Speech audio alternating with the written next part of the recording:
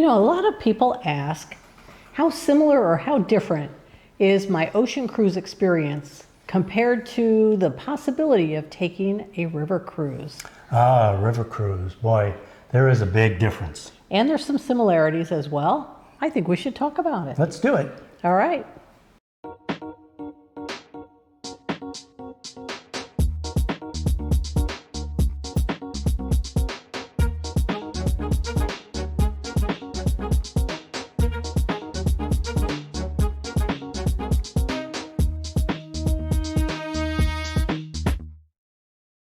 Welcome back to the channel. I'm Terry with Next Wave Cruising. I'm Rich with Next Wave Cruising. And the question of the day is river cruising versus ocean cruise ship. Right. And there are, as you said, a number of differences, some similarities, and the experience, I think, can be really, really fun, but you have to be ready. Yeah.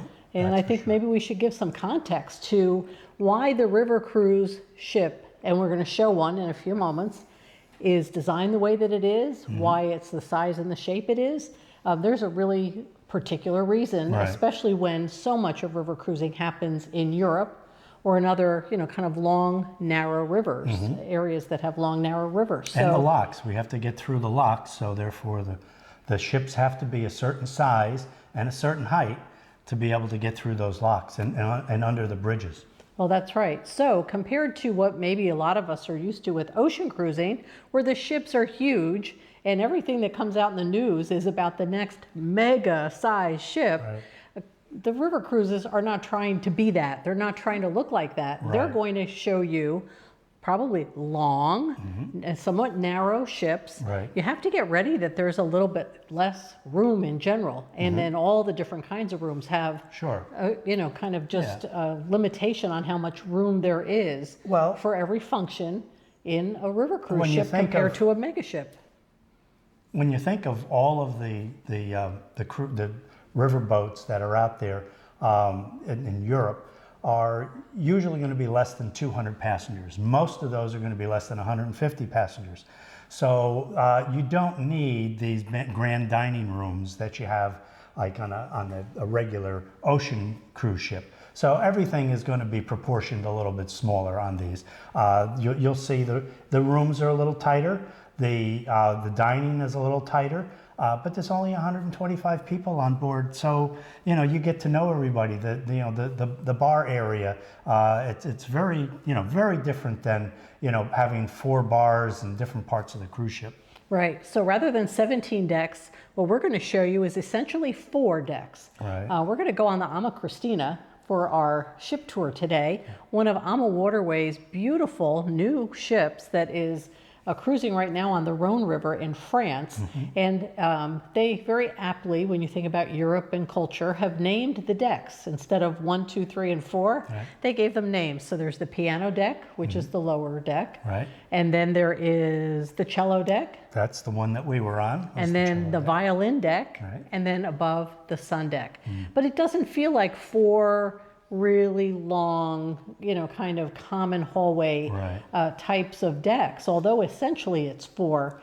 There's some offset there. There is. About the front third of the ship is offset from the back 2/3. So when you go up from, let's say, from the lowest level, you come up one short flight of stairs, which is really only half a deck, and you're in the main lobby area. So, and then you go up another half a deck, and then you're up on the cello deck. So we can show you that in the diagrams.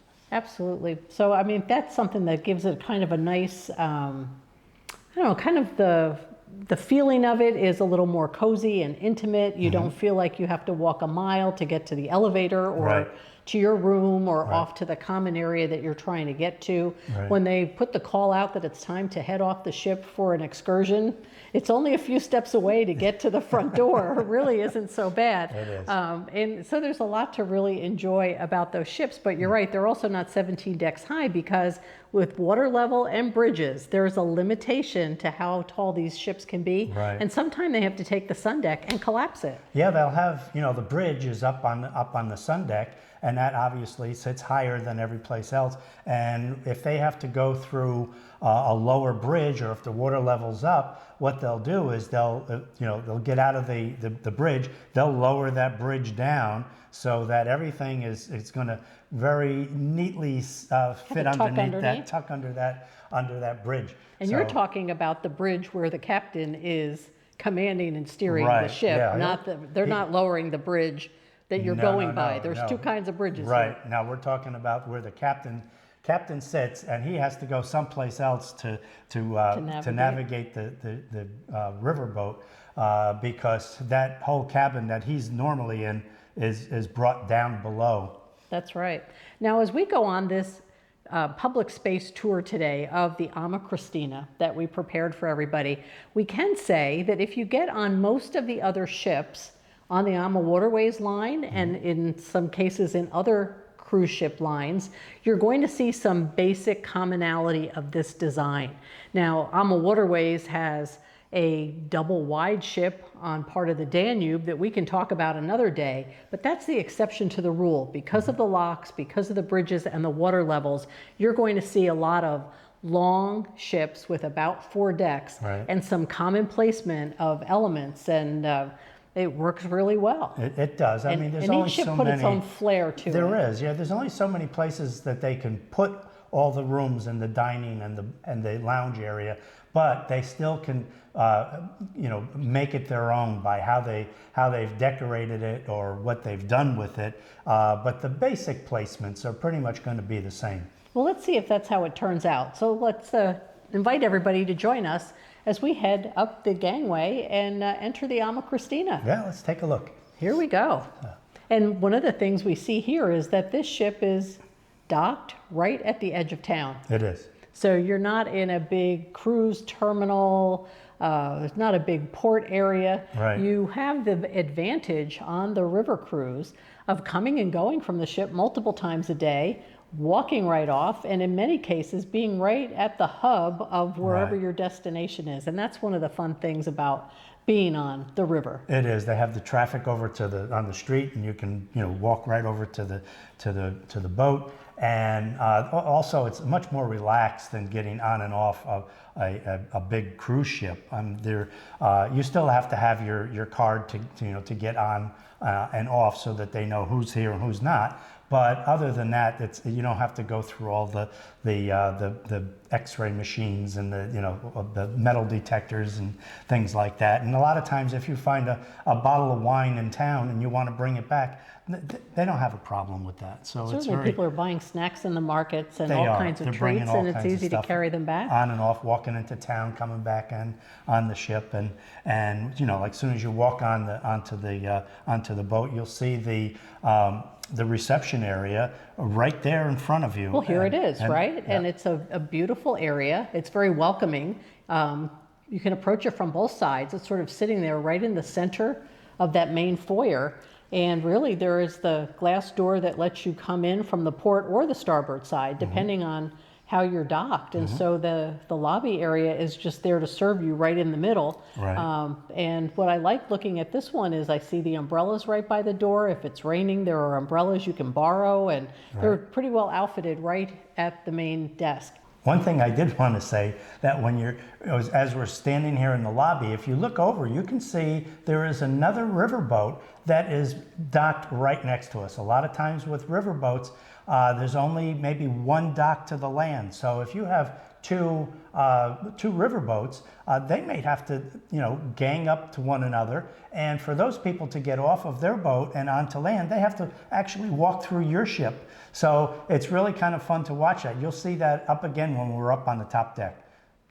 The other kind of fun thing for AmaWaterways from the main desk is that they have a series of postcards right there at the main desk available to any passenger. And you can take them and write some notes to your friends and family at home and mail them a postcard from whatever river you're cruising on, Right. and they will help facilitate getting those out in the mail for you. Right.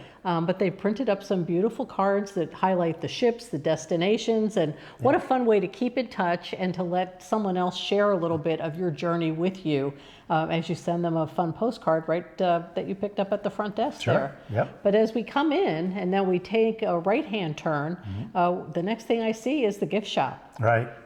And for such a small boat, they really had a lot of stuff in there. And you know, if you've forgotten anything at home, you're cruising down the river, you can't walk off to town. They have plenty of things right there. Some stuff is necessities, and a lot of it is a lot of souvenirs that you can pick up. Maybe a sweater or a hat, a scarf. Something that has the name of the ship on it. Right, and if the weather was a little different than you were expecting, it was nice to see that there were fleeces and sweatshirts and things that people Little rain jackets if people really needed them, and they do make, to your point, a great reminder of your vacation. Sure. But that was all available in many sizes. I was surprised for the square footage that they had available to it, just how much inventory that they were able to make available to everybody, and Right. they can restock when they make certain stops along the way, even during the week, and they worked out great. Now, one of my favorite stops was just outside the gift shop. Let's look here. I see Over the at the coffee bar, and yes. cappuccino Oh, machine. okay. I'm already at the bar. Come back.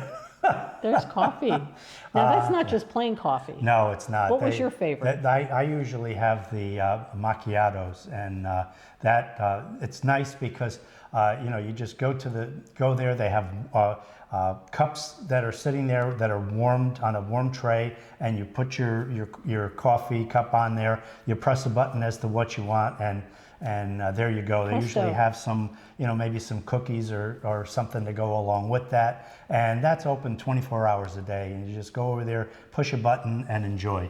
So. Now, you gave the insider tip, which is on AmaWaterways. It was nice to come up there, pick up the cup, and it was warm and heated. It wasn't just sitting on a tray.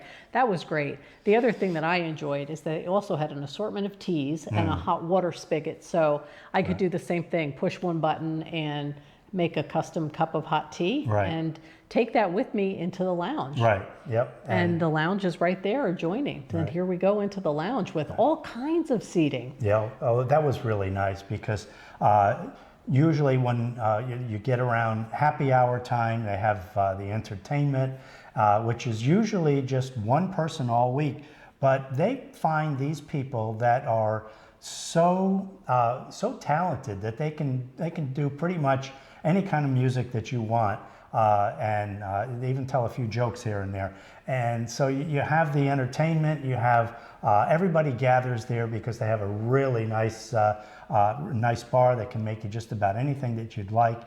They're very good with wines, especially on the one that we were on. That was a wine tour, and so that was very nice. So you can usually get just about anything you'd like, and the entertainment's great, and it's a lot of fun places to sit. Well, I love that there were multiple seating areas. You could meet new friends. There were couches and chairs grouped together in like little, sitting groups. And although they call it the lounge, I think a lot of people feel like it's the living room. Right. You feel like you're in the living room of a home that's Right. just so inviting. But look at the beautiful fabrics and the decor, really upscale and yet very comfortable and inviting. And if you wanted to even sit there to have a light lunch, which they provide every day in the lounge, you see that not only are there sofas and comfortable living room chairs, there's some tabletops that have some banquette seating and bench seating there. So you could sit and have a plate and not have it down on a coffee table all the time. There really was a variation of available seating in all different ways, and often near the window, so everybody had a great view outside. And now as we get up toward the front of the ship, there's even an outdoor component of that seating just outside the lounge, out in the front on the bow of the ship. And that's a fun place to be, especially as you're going down the river. I think so. It was a very popular spot on our cruise not long ago. Right. And then, as you said, when you're in the lounge, that bar service is available all the time. But one of the really nice things that we experienced with AmaWaterways was every night before dinner, there was a complimentary happy hour. And it pretty much is everyone on the ship back from the day, various excursions, have had a chance to shower and change and come back out and share experiences, enjoy the drink of the day or something off the menu. And they had a very full service bar. They did. And as you noted, then listen to really high quality entertainment. Really was. Very high quality. And yet there is a cookie jar over there and there's some different kinds of snacks during the day. The lunch that I mentioned is available each and every day. There's also the spot where they do the early morning breakfast. If you were up before the main dining was open, wanted to grab something in addition to that coffee machine offering you something warm to drink at any time, there are also the early morning breakfast. So they really use that as a complement to kind of formalized dining times. You could have a lighter meal or you could have a snack in between. It's almost like an all-purpose room that they use that for. I mean, they do presentations in there. They, you know, in the afternoon or in the evening, then they'll have the entertainment in there. And like what you were saying, when you come in with such a small amount of passengers that are on there, when we would walk in on happy hour, we would usually try to find a table with people that we hadn't met yet and sit down and talk to them and move. Every night we'd try to, you know, see a different group of people. Or if you wanted to, you can just, you know, be with your own group or just two of you. So you can do whatever you like. Right. So that certainly, I think the heartbeat of the ship is the lounge or the living room, as I'll call it. And one of the things that was kind of fun on this ship is we come around through the lounge over to the opposite side of the gift shop. There was like a little partition, and on the other side of that partition was additional seating. And it was a little bit more like a game room. There were some cards there, a place that people could kind of read some books. It was a little bit of a quieter spot, not totally separated, but if you wanted to have a quieter conversation, you could meet someone there. And there were just also other things to do if you were back and wanted to entertain yourself in some way, like I said, books and games and things right there at the side of the lounge. That very nice use of the space, the limited space that you have on a riverboat, they really made the best of it on the AMAKristina. Now, after we had that wonderful happy hour, we would go down 2 half flights of stairs or down the elevator, depending on how someone wanted to get around on the ship. And down below, 1 deck lower, is the main dining room, pretty much right underneath the lounge in the front of the ship. And as you come through this main dining room, you really realize that everybody who's on the ship can, if they want, come to dinner at the same time. There really is one open set of seating during the hours that they are serving dinner. You don't have to reserve a time. You don't have to reserve a specific table. There are bench seats. There are tables that are small to large. And they even have their own little rooms if you had a group that you wanted to be off to the side and outside of the main dining room. You can even go off to the side. You're not totally enclosed, but you are off to the side. Right, so small meetings, a family reunion, a group that's traveling together could arrange to sit there or have even a small meeting there during the day. It's a great meeting spot. But when you're out in this main dining room, it's just very comfortable seating. You're going to see that the windows are kind of right up at about shoulder height. And I thought that was a lot of fun because you were close at the water level while you were seated, and you could watch either going through a lock during a meal. We did that several times. Or you see the little ducks with their feet going as fast as they can, swimming alongside, and you get a glimpse of things that are at water level outside of the cruise ship as you're going down the river. So that was really a kind of fun experience, but that's that level that you're on. So that was really a great dining space. You can see where they had a buffet area down the middle, and given things in the current environment and probably going forward, the buffet's not used as a buffet anymore, but it's a great staging area for the wait staff to have things prepared that they're going to serve you, like small plates at lunch to get started. There's also usually a carving station at the front tip of this, what was traditionally a buffet area. And then they have an action station up in the front. There's a table in the morning where they'll put out some pastries and breads and things like that. Croissants on this cruise were something to check out. And so there were limited things you would go and get for yourself, but mostly what looks like it could have been a buffet area is now really used to help serve you while you're seated at your table. And I think everybody is more accustomed to that now and really enjoying meals that way. Especially on a river cruise. And there is no shortage of crew members that are there to help you with whatever you need. And, you know, they're there. If your coffee cup gets a halfway down, they're right there ready to fill it, even though the pot's right in front of you. So they are very attentive and a lot of fun, a lot of fun, and great levels of service. And they really get to know you because with the limited number of people who travel on a cruise ship, of a river cruise rather, they really have that opportunity to know your name and know the things you ask for every day and the things you decline every day, and they don't bring it to you after the second day. They don't even try.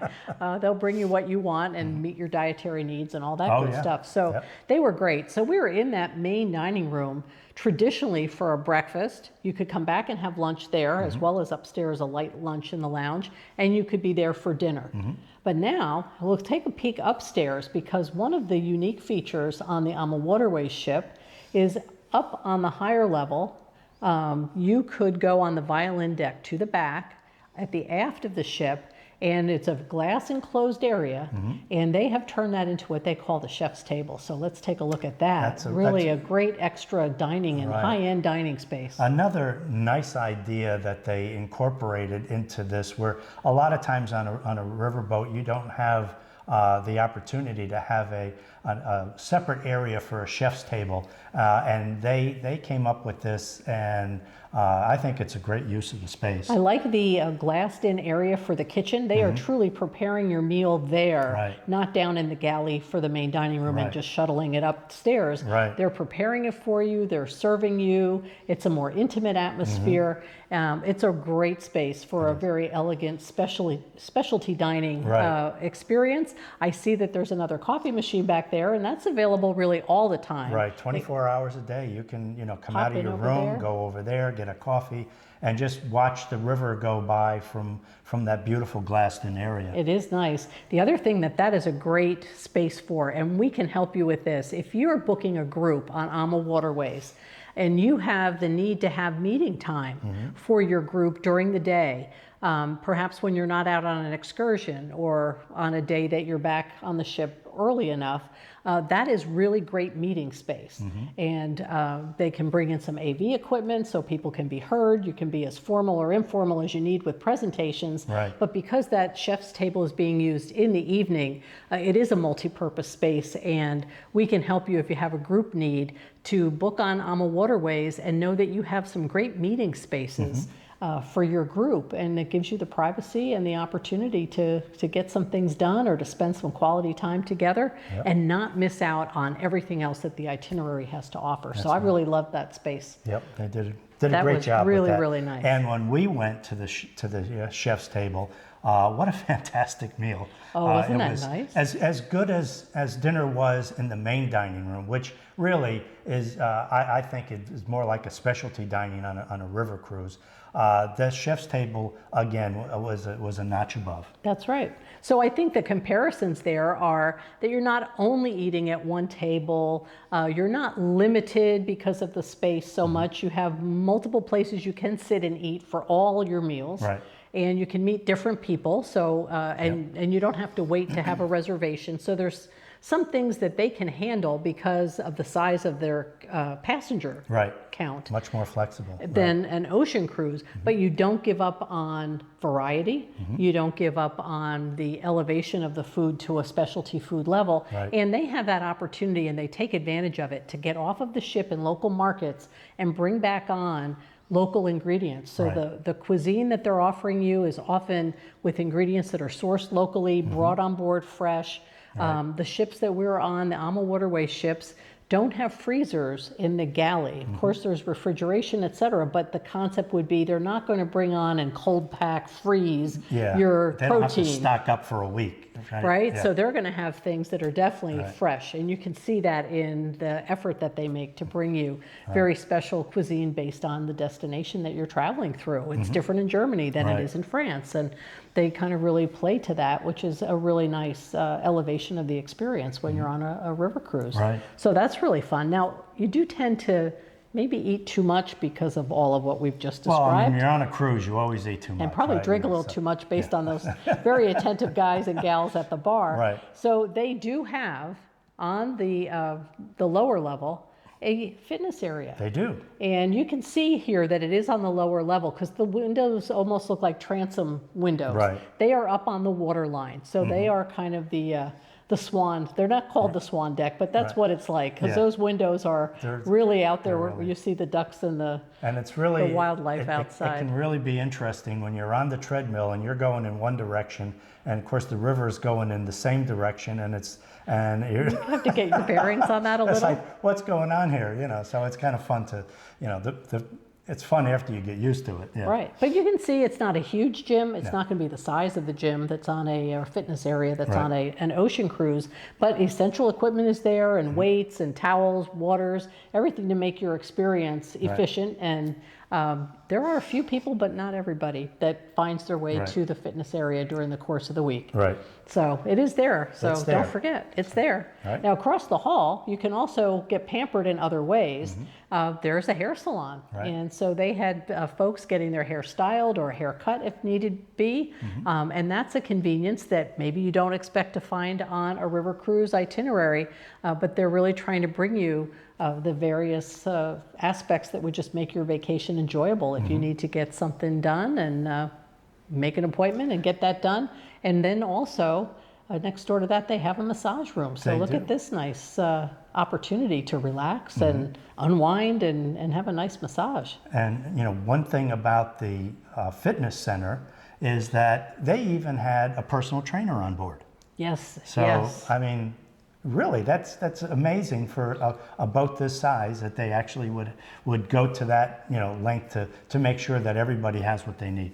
That's right. So in addition to being in that fitness area, you could be up in the lounge or up on the sun deck, and they have their expert, their wellness expert, who is running stretching classes and yoga and exercise classes, in addition to the fact that they have about a dozen or so bicycles stored on board that are taken off at various stops and are an itinerary choice to take a bike ride through a particular town or city. And to have someone who's wellness oriented and really helping you focus on that is something that really makes it well integrated into the options you have on that itinerary. It certainly does. It becomes a team member right there. Right, absolutely. So that was a lot of fun. So in the public spaces, they're really taking a lot of different functionality and bringing it to you right there. And yet, if you've found all those spaces and enjoyed all of that, the other thing that everybody loves to do when they're on the river is to just enjoy the scenery going by. And one of the great places to do that is up on the sun deck. Yes.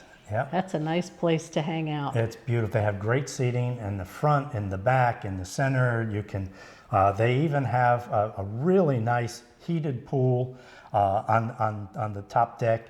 And did I see some bar stools in there? Then there's even bar stools in there, so they have a swim-up bar. And I know on our cruise there were people there that were in there for quite late, and they were having a great time. Oh, you mean like late at night? Late at night. They were. Yeah, early in the morning, or whatever like that was. Right. But people definitely enjoyed that. Now I also see that there's like a walking track type area. There is. And there's a little putting area. So you can get some nice fresh air walking outside instead of the treadmill. You can. There's a chess game up there that you can play. There's a little putting green up there.